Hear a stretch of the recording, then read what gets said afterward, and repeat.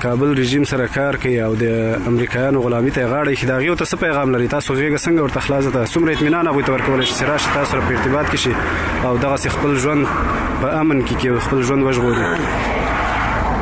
دا خو تقریبا د 3 کاله کېږي چې دغه مسؤلیت د موږ په غاړه تقریبا په دغه ساحه کې یا 400 کسان به شاید تسلیم شوي او موږ تسلیمي خطونه ورته ورکړي دي او بېغمه هر چېرې د خپلو کورو کې باید خپل ژوند عادي ژوند کوي او هېڅ کار ورسره نه لري. تقریبا بعضې مخکې وخت کې به موږ 6 میاشتې هره میاشت کې به دوی یو حاضري ورکوله چې بېرته بیا لاړ نه شي دولت ته. اوس انشاءالله څه خبره نشته چې راشي خط ورته ورکوو بېغمه ګرځي هر څوک کولی شي راشي.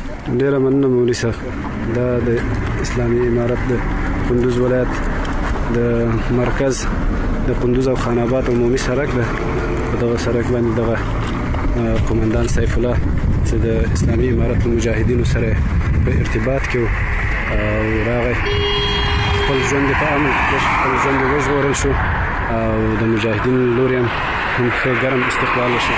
دا د کندوز او خان آباد عمومي سړک ده. په دې سړک باندې په لسګونو پوستې وي او بیسونه دښمن چې اوس د مجاهدینو لوري د یوه میاشت شاوخوا کېږي مکمل فتح شوی ده او د اسلامي امارت مجاهدین په دې سړک باندې خپل تګ راتګ په آزادانه ډول کولی شي او دغه قومندان سیف الله هم د مرکز ښار ته نږدې په 1 کیلومترۍ کې یا 1.5 کیلومترۍ کې پوسته درلودله. د حوض د پوستې قومندان و نو چې هغه د اسلامي امارت د مجاهدینو دعوت ته لبیک ووایه او راغی خپل ژوند په امن کې او د مجاهدینو لوري ګرم استقبال وشو.